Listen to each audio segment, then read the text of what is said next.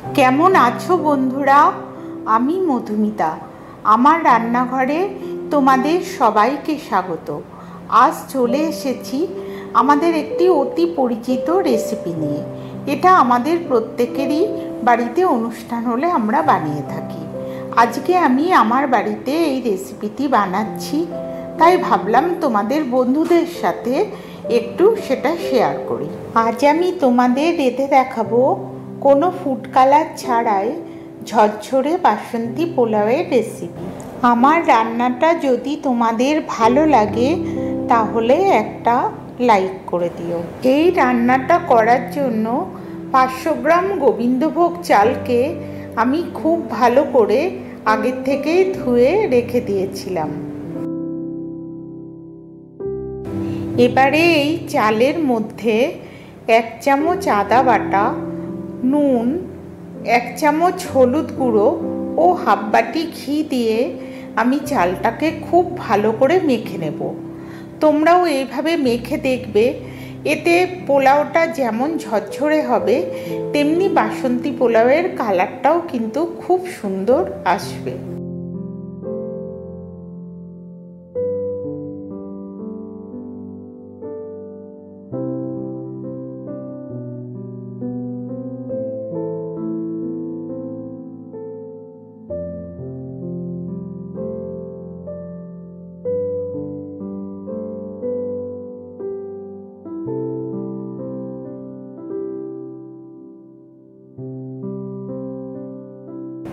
কড়াইতে সাদা তেল দিয়ে প্রথমে আমি কাজুগুলোকে ভেজে নেব।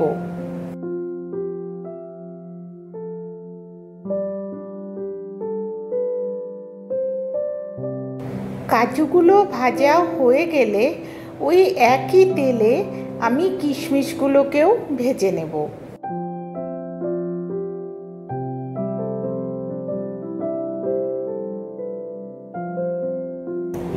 এবারে তেলের ভেতর 2টো তেজপাতা, 4টে এলাচ, 3টে দারচিনি, 3টে লবঙ্গ, 3টে কাঁচা লঙ্কা ও 1 চামচ হলুদ গুঁড়ো দিয়ে দেব। হলুদ গুঁড়োটা আবারও দেব এই কারণে যাতে পোলাওয়ের রঙটা আরও সুন্দর আসে।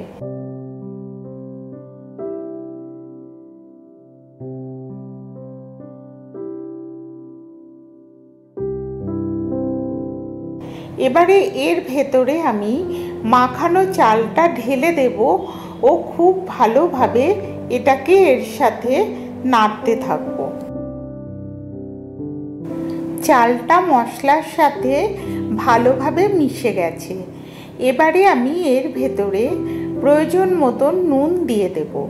চাল থেকে যখন সুন্দর গন্ধ বের হবে তখন এর ভেতরে 3 গ্লাস গরম জল দিয়ে অল্প আঁচে চালটাকে ঢেকে দেব।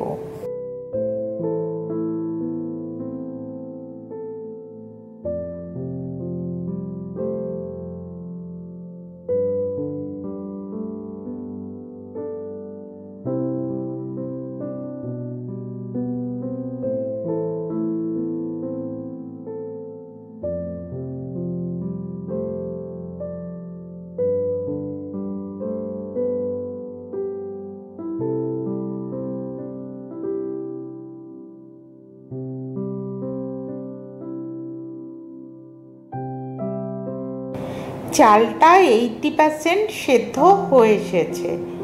এবারে আমি এর ভেতরে ভাজা কাজু ও কিশমিশগুলো দিয়ে দেব ও কিছু কাঁচা লঙ্কা দিয়ে দেব, আর দিয়ে দেব চিনি। চিনিটা কিন্তু তোমরা যে যেমন মিষ্টি খাবে ততটা পরিমাণই দেবে। এগুলো সব কিছু দিয়ে আমি অল্প আছে আরও কিছুক্ষণের জন্য চালটা ঢেকে রাখবো, যাতে এগুলো সব গন্ধগুলো চালের মধ্যে ভালোভাবে বসে যায়।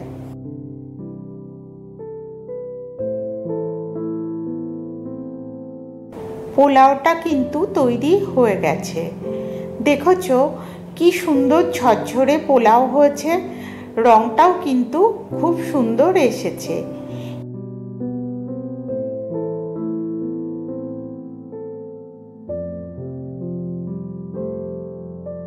এবারে আমি এর ভেতরে 1 চামচ গোলাপ জল দিয়ে গ্যাসটা বন্ধ করে 30 মিনিট মতন এটাকে ঢাকা দিয়ে এই অবস্থাতে রেখে দেব।